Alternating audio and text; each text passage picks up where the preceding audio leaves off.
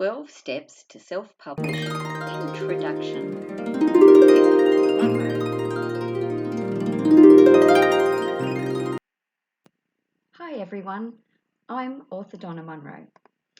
I've self-published A Summer in Paradise, A Summer Before, A Summer of Hope, Beach Cottage Haven and House to Self-Publish in Oz.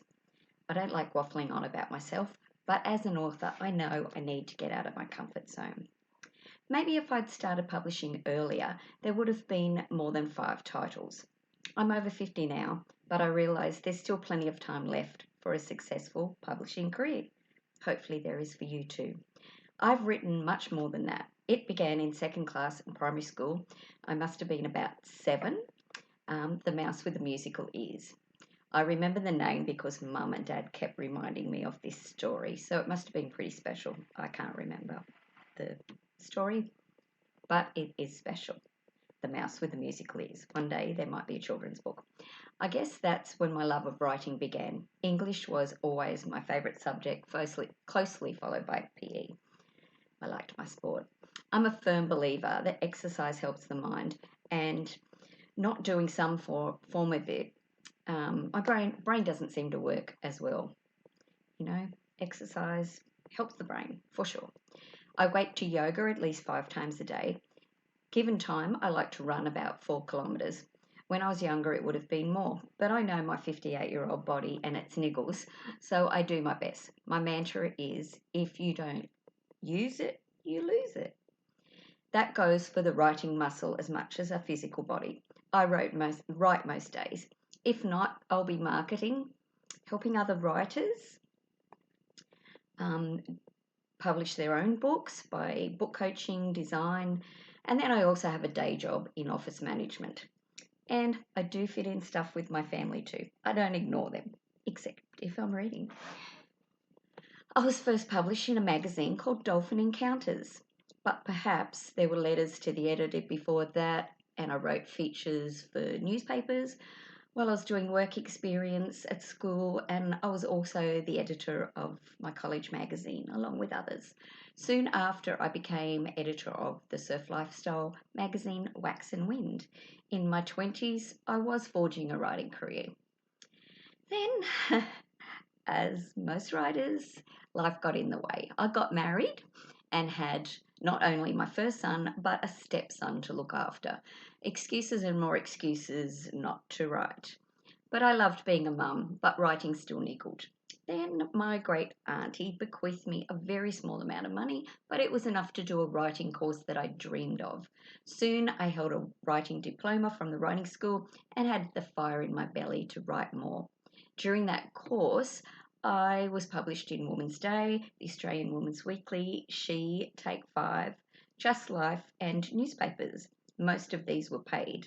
My first check was actually $1,000. It's up there on my wall. $1,000 check from She, and the story never ended up being published because the magazine folded, but they'd already paid me, which is pretty amazing. After I'd given birth to my second son, I hand wrote my first couple of book-length manuscripts.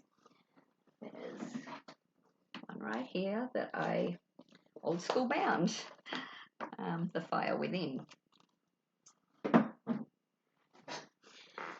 So years went by, and sometimes it seems like a blur, right? Work in graphic design, sports, my kids, volunteering, and other things kept me from writing. Stopping my writing momentum is something I regret.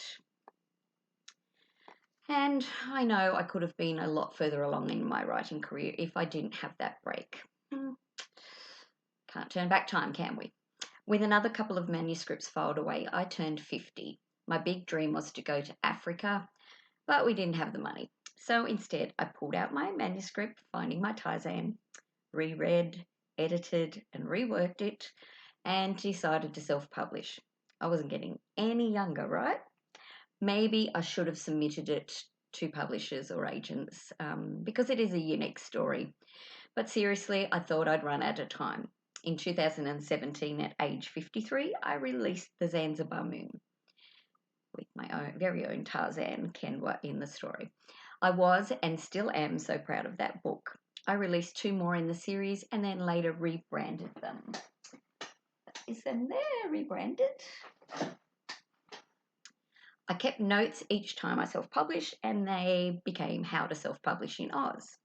With the content, I have tutored 2 courses for romance writers of Australia about self-publishing, and these courses were well received. So I decided to create a course to help aspiring authors, which is currently being worked on. I published Beach Cottage Haven in 2022, and today 3 more manuscripts reside in different stages of completion. I continue guiding and designing for aspiring writers so they can hold their own published books, and I love the joy of that. One of the authors has even been with me for 10 years, and I've produced 3 of his books. That's the layout, the cover, and helping him load them to Ingram Spark and, yep, put them out there in the world. His word of mouth has sent many people my way, and I don't advertise. I just fit it in between my other things.